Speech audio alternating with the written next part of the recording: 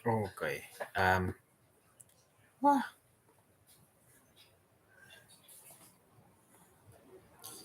let's just wait.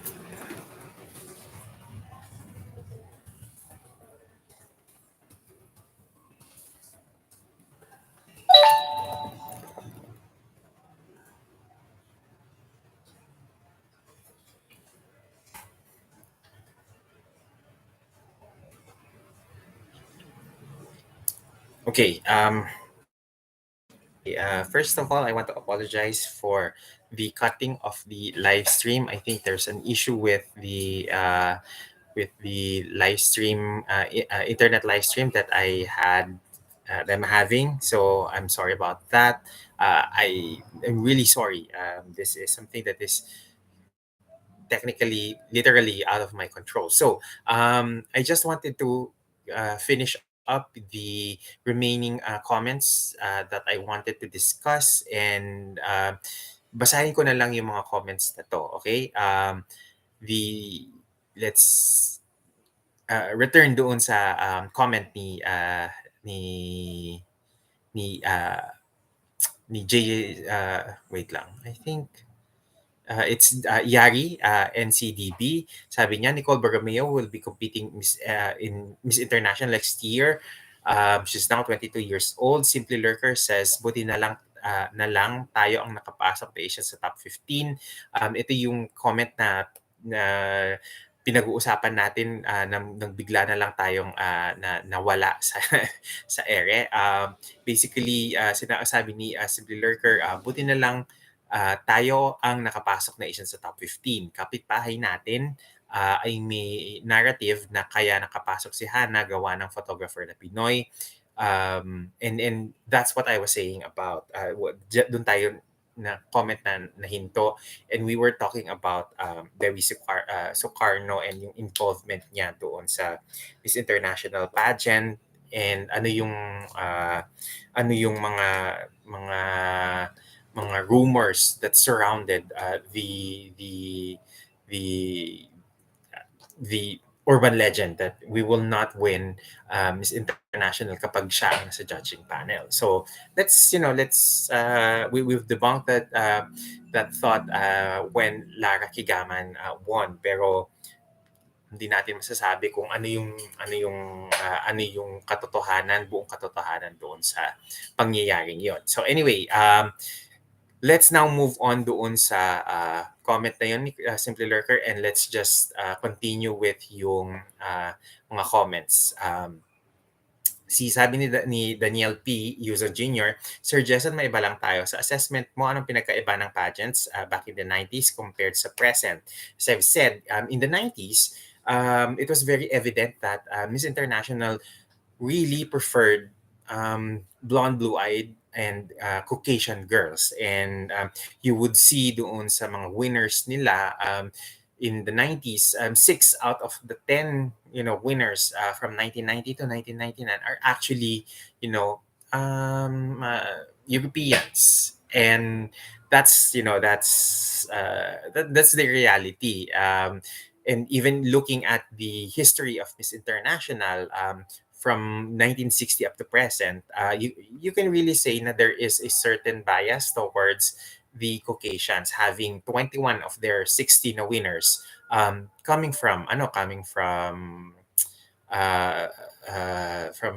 from Europe there.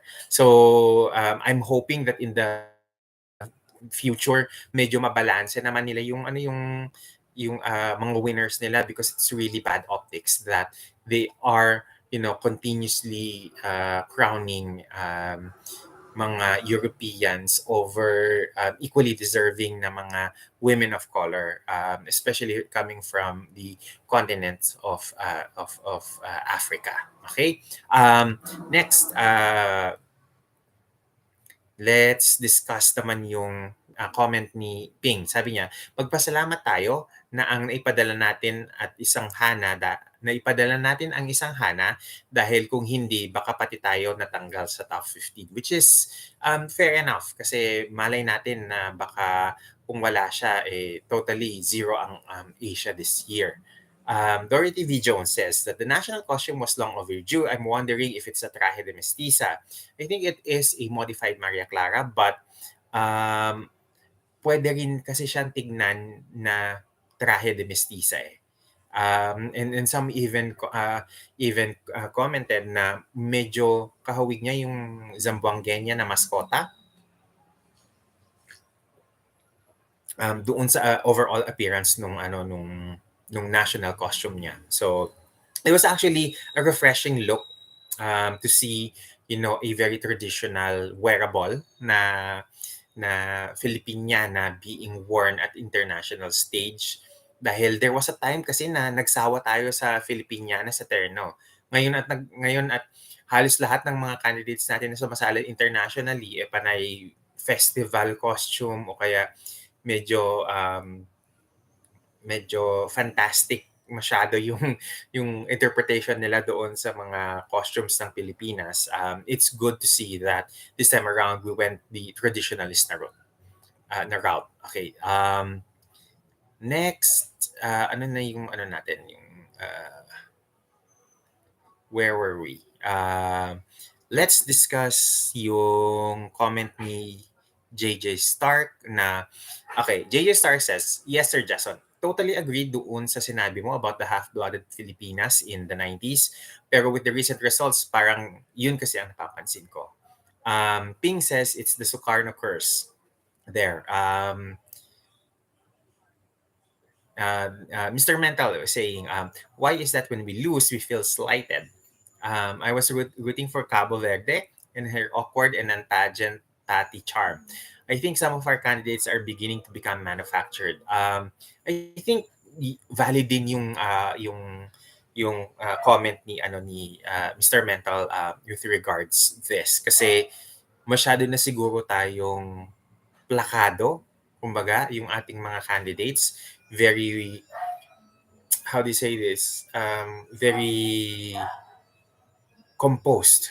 We are approaching the Miss Venezuela na look na masyadong dekahon, masyadong na aral na yung mga movements natin. Na medyo nawawalan ng authenticity, nawawalan ng kumbaga parang we become so too trained that hindi na tayo flawed yung approach natin sa pageant. I think there is a valid, argument with that. But I also think na hindi naman tayo pwedeng hindi magpadala ng isang girl na hindi trained, na hindi prepared. So maybe a balance of that. Becky Lo Blanco, the socialite was an Osmeña na nakaaway ni Sukarno. Yes, I think the granddaughter of President Osmeña at that time. Ping says, 1994, Cristina Leca of Greece. 1997, Lia Barrera of Panama. 1999, Colombia. Karamihan ng mga panahon talaga yun. Mestiza Ping, yung mga Europeans, yung mga nananalo in the 90s. Hindi ko na isa-isahin yung mga kinoment mo na mga winners kasi it would take too much time. Yes, Sir Jason, sabi ni Mark Gonzalez, Winnie is from Kenya, while Jella is from Bosnia and Herzegovina. 2002 was a year of dethronements, having Miss Earth and Miss You dethrone their main winners during that time. Okay, I think... Yes, okay. Gerard, tama. The internet is having issues kaya heto tayo. We are in our secondary na live stream because the other one is still buffering. It's not connecting properly.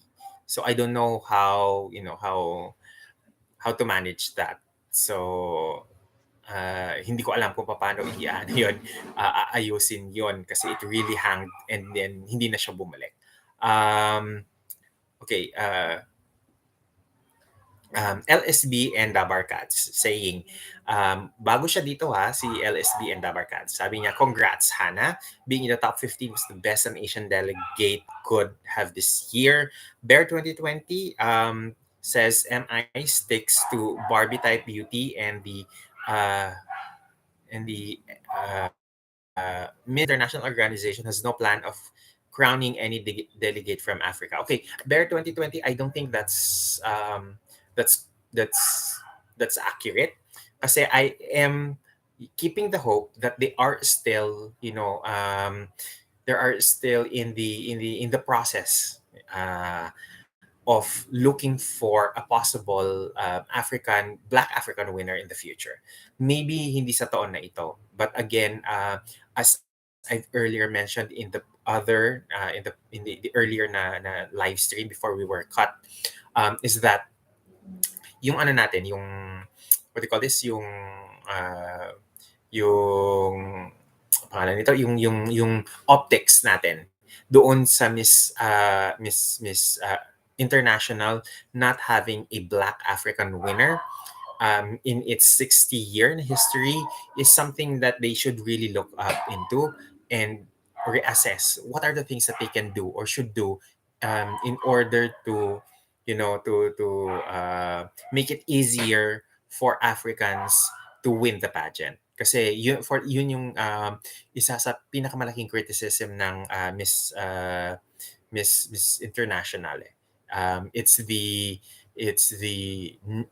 fact that there is no Black African who have won the pageant yet. And in fact, with with Miss Universe crowning its first Black African winner in 2011 with Leila Lopez, and then recently lang with Josephine Tunzi. Miss World has crowned, I think, Nigeria in 2005 as Miss World, and then in 2002 we already have a Black African ascending to the Miss Earth na title. I think it's about time that Miss International sit down and review what needs to be reviewed so that there is an equal playing field for Africans to easily win and penetrate yung winning circle ng Miss International. So there. I'm not gonna make this live longer because medyo mahaba-haba na talaga yung ating live, but I would like just to to end up with a positive note because Miss International, you know, going back to what really works for them in terms of the kind of winner that they select, ganyan. I think they really just went back to yung typical na molde na hinahanap nila sa winner. And I think there's nothing wrong with that. I think it's something unique to them na they are really very much into the Barbihan na winner. But I do hope that in the future they will become more open and open-minded when it comes to their winners and be more inclusive in terms of the ability of women of color to win the pageant. Um, I hope na maging open yung conversation, yung pag-iisip ng Japanese organizers ng Miss International Organization, na maging open yung kanilang perspective, yung kanilang mga mindset when it comes to their issues pertaining to ageism, pertaining to very selective winners na they haven't yet crowned a Black African winner. I think it's also we should also recognize that they have crowned na mga Black na Afro-Latinas in their pageant, but maybe yun lang ang kulang. That's the only thing that's missing, so that people will think of Miss International a little bit higher in terms of its moves towards inclusivity. So there. I hope na-enjoy ninyo yung ating pa-live ngayon. I hope na hindi naging issue yung nagkaroon tayo ng issue dito sa tawag dito sa internet connectivity. And I hope na sana in the future hindi na tayo magkaroon ng ganitong mga issues when it comes to connectivity. Ayan. Thank you very much for sticking in and joining us in this live stream session, and I hope na in the future magkita-kita pa tayo for more ganitong mga pageant content where nagbabatuhan tayo ng mga kuro-kuro. Okay? Good evening everyone, and I hope na sana makatulog yung ng mahimbing ngayong gabi, and I hope na in January, nandito ulit kayo for the biggest pageant in the universe. Kasi pag-uusapan naman na natin ngayon na in the next several weeks, yung Miss Universe, ano yung mga pagbabago na inaasahan nating lahat doon sa pageant na yon. And let us close, this December with the Miss International pageant, at sana ma-enjoy natin yung break, the long break before we start all over again next year with the Bardagulan in Miss Universe. So ayan, thank you very much for staying with me tonight, and I hope to see you soon in our future na mga videos and live streams. Ayan. Goodbye everyone, and have a great evening.